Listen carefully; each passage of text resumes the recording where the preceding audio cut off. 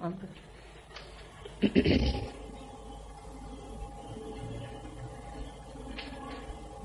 लोग सब सहयोग में आए हैं, कुछ लोग पहले से आए हैं बहुत सालों से, और कोई लोग नए आए हैं। धीरे धीरे सहयोग में संख्या बढ़ने वाली है, इसमें कोई शक नहीं। और सत्य जो है वो धीरे धीरे ही प्रस्थापित होता है। Sorry, I have to say in Hindi because most of them don't understand English, right? But I will later on translate it. सत्य की पकड़ धीरे धीरे होती है। आपके यहाँ ऐसे लोग हैं जो 8-8, 9-9 महीने तक सहयोग में आते रहे, उसके बाद पार हो। सत्य को पाने के लिए हमारे अंदर पहले तो गहराई होनी चाहिए,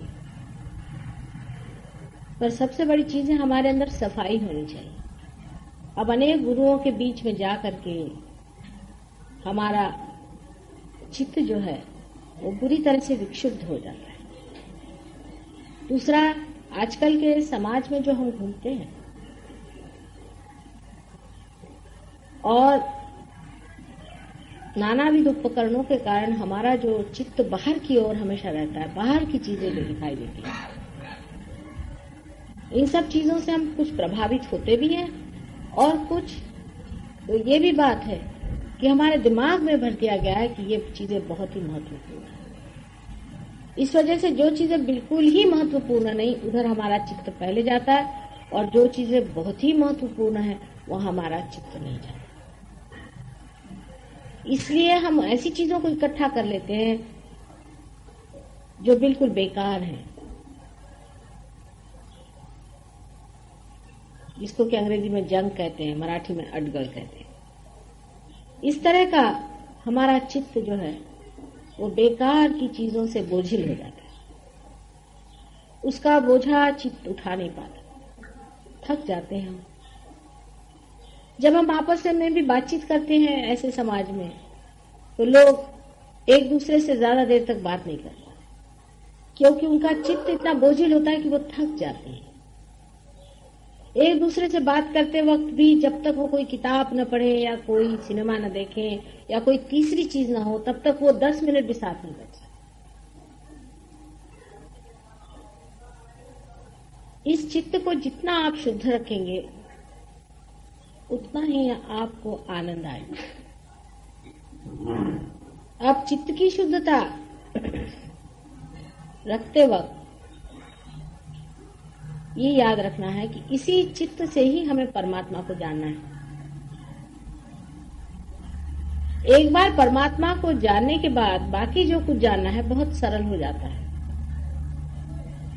क्योंकि आप किसी भी चीज को जब सूत्र से पकड़ते हैं तो वो बहुत दूर तक और सूक्ष्म आप पकड़ पाते हैं।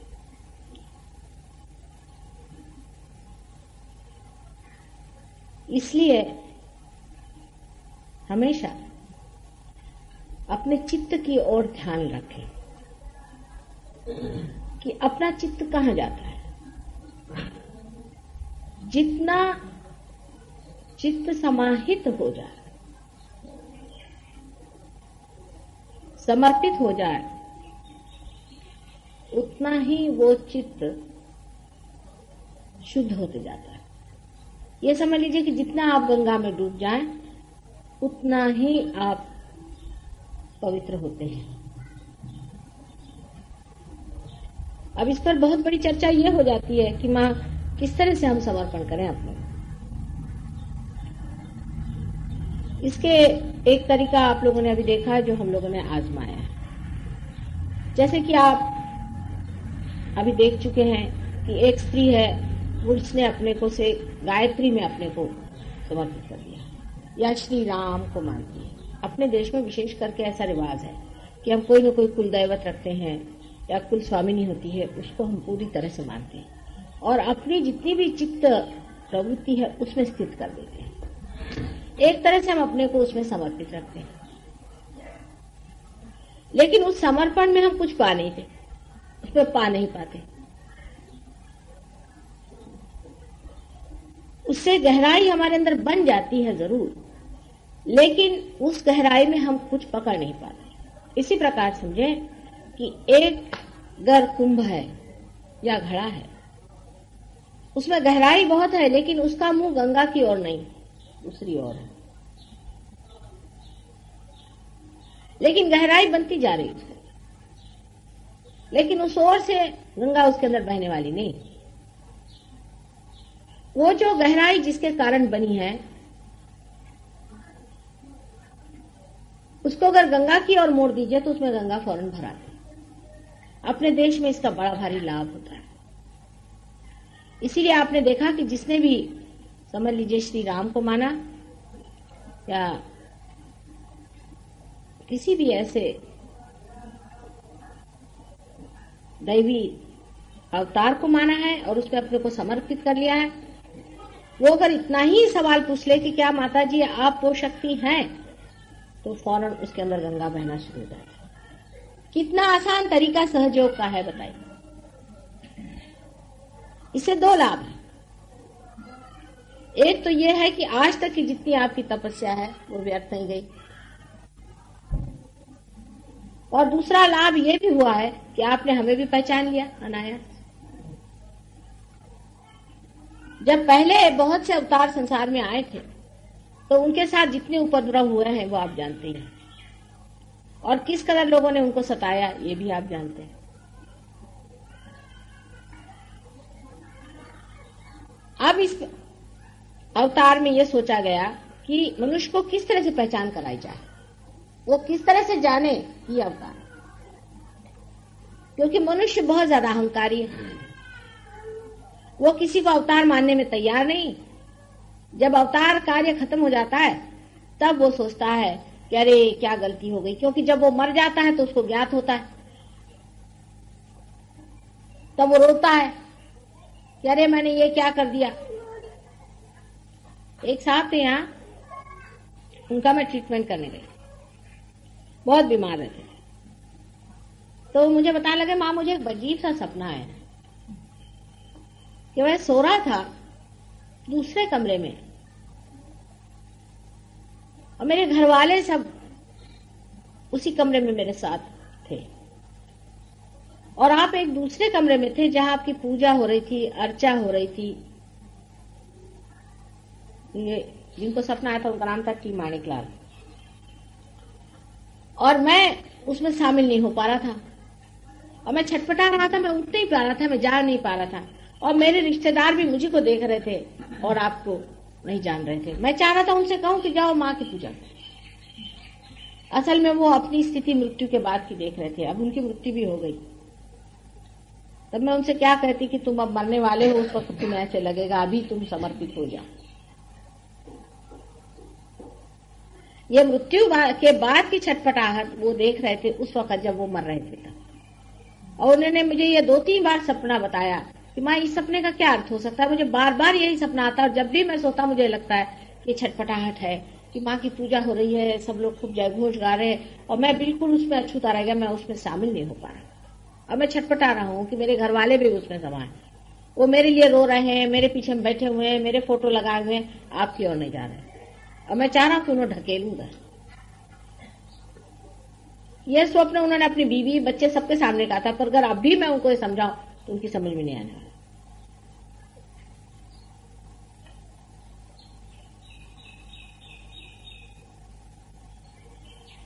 सो इस वजह से अपने देश में एक बड़ी भारी ये हमारे लिए सुविधा हो गई है, इस देश में, और देश में नहीं, क्योंकि हम किसी न किसी दैवत को मानते जरूर हैं। अब हरे रामा हरे कृष्णा वाले भी अगर अपनी गगरी हमारे ओर कर दें और हमसे पूछे क्या आप हरे रामा हरे कृष्णा आप ही हैं जिनको हम भजते रहे, तो वो भी, उनका भी विशुद्धि चक्र साफ हो जाएगा और उनके भी गले भर आएंगे। आपने ये सब अनुभव किए हुई बातें, कोई नई बात मैं आपसे नहीं बता रही। आप लोग भी जब किसी को रियलाइजेशन दे तो पहले ही उनसे ये कह दीजिए कि आप देखिए कि क्या ये वही शक्ति है जिसको आज तक आप मानते रहे। ये अपने देश में बहुत ज्यादा साध्य होता है, विदेश में कम, क्योंकि वहां तो वो किसी को भी नहीं मानते। अपने सिवा दुनिया में किसी को नहीं मानते अधिकतर लोग वहां पर।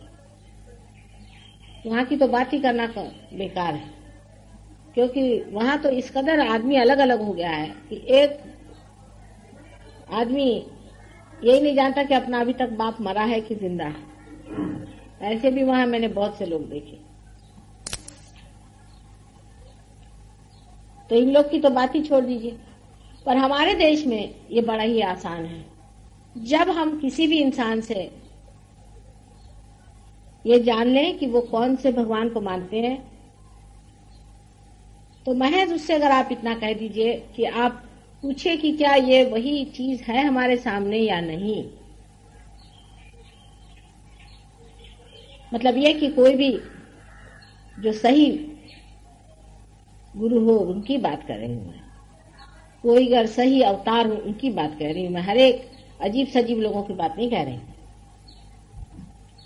तो उसके उत्तर में उनको वाइब्रेशंस आ जाएंगे।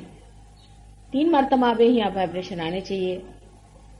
लेकिन कुछ कुछ लोग अजीब भी होते हैं, जैसे कि एक आई थी देवी जी, कहने लगी कि मैं रेणुका देवी को मानती हूँ। अब रेणुका देवी का कोई अवतरण नहीं मानना चाहिए खास करके।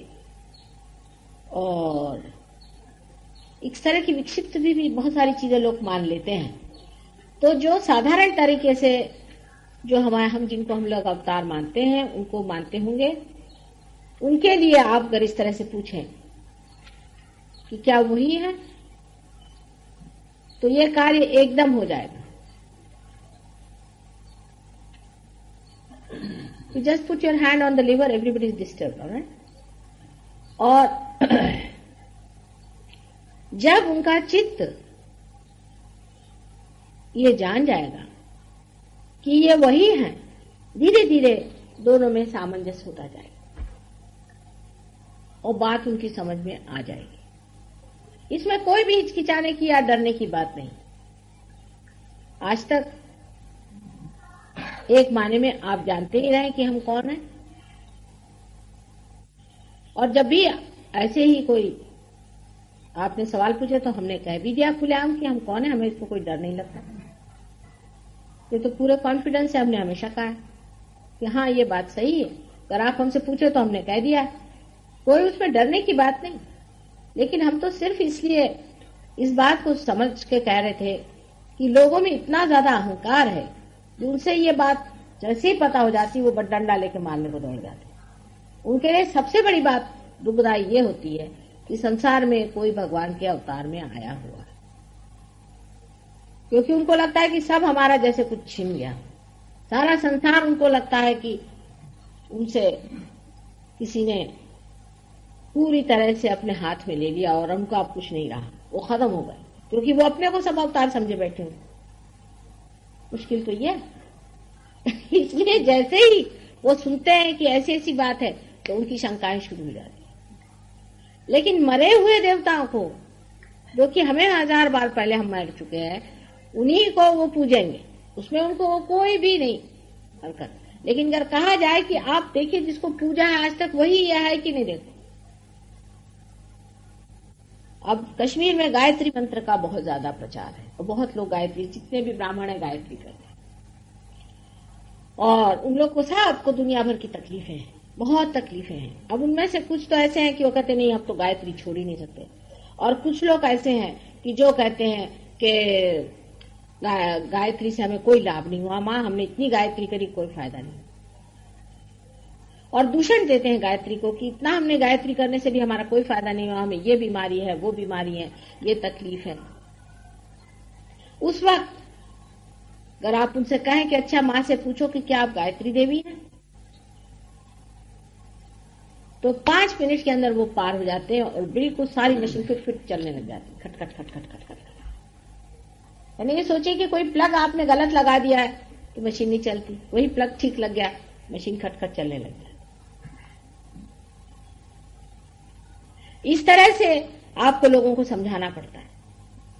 कोई सरल काम नहीं है अवतार लेना, बहुत ही कठिन कार्य है, और मूर्खों के बीच में जन्म लेना तो उससे भी कठिन है, क्योंकि आपने कोई भी सूझबूझ की बात कही तो मनुष्य का एक और तरीका है कि उसको ब्रांड मार दो कोई भी। जैसे वो आपको कह देंगे कि आप जो है आप डंडा मारता है, किसी को कह दिया, हो गया, अब आप बैठ गए। अब आप क्या करें? अगर आप उनसे कहिए कि आप बढ़िया आदमी हैं, आप गोबर खाते हैं तो कोई हर्जा नहीं, खूब खाओ, तो आप बड़े अच्छे आदमी बन जाए।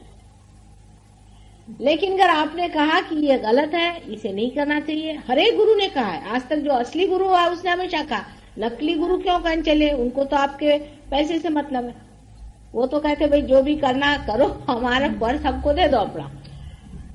तो उनको तो ये प्रॉब्लम है नहीं। ये तो बात तब खड़ी होती कि जब सच्चा गुरु खड़ा होता और वो बताता कि ये नहीं, ये गलत है, ये गलत है, ये नहीं करना है, और ये करना है, ये सही है, ये गलत आदमी है, ये सही आदमी है। इसका जो निरक्षीर विवेक जानता है वही तो बताएगा ना।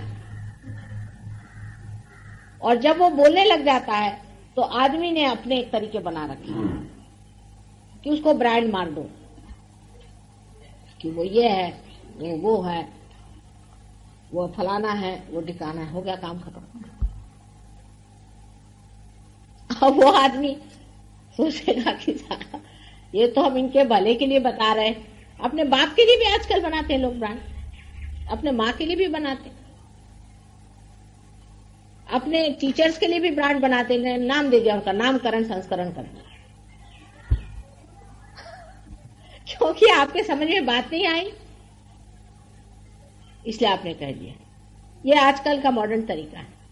पुराने जमाने में उल्टे लोग गुरुओं के पास बैठे रहते थे घंटों, ये सुनने के लिए कि वो हमें बताएं हमारा क्या दोष है।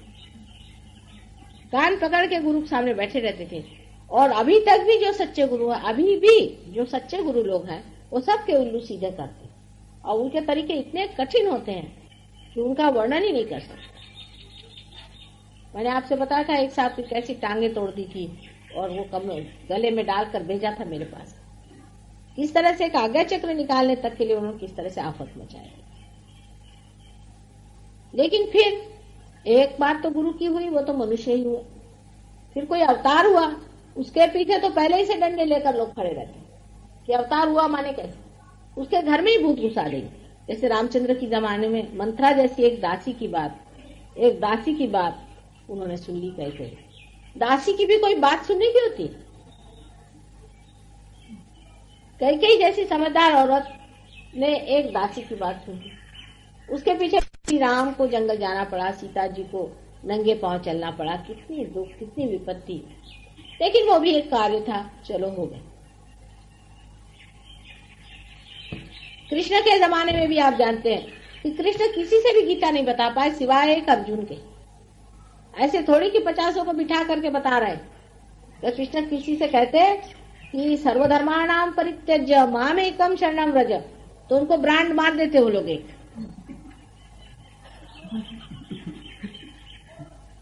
वो तो उनके मरने के बाद सब लोग गीता उल्टा पढ़ रहे हैं।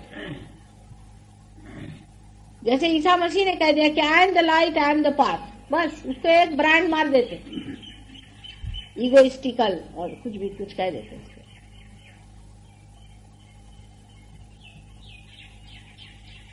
तो अवतार कार्य बहुत ही कठिन कार्य है, इससे कठिन कार्य और कुछ नहीं हो सकता। एक तो आप भगवान हैं, समझ लीजिए। अगर आप भगवान हैं तो आप संसार में आए तो मनुष्यों को जैसे रहना तो बहुत ही मुश्किल है, क्योंकि मनुष्य की आपते आप में नहीं होती। मनुष्य को समझना तो उससे भी महा कठिन है, बहुत ही कठिन है। समझ लीजिए आप इंसान हैं, अब आप कुत्ते को कैसे समझेंगे बताइए? आसान है क्या? एक मैं आपसे पूछती हूँ, बहुत मुश्किल काम है। फिर आप किसी कीड़े को समझे कि उसकी क्या हैबिट्स है, वो कौन गंदगी में रहता है, किधर घुसता है, क्या क्या गंदगी करता है, आपके तो ऐसी गिन चढ़ती।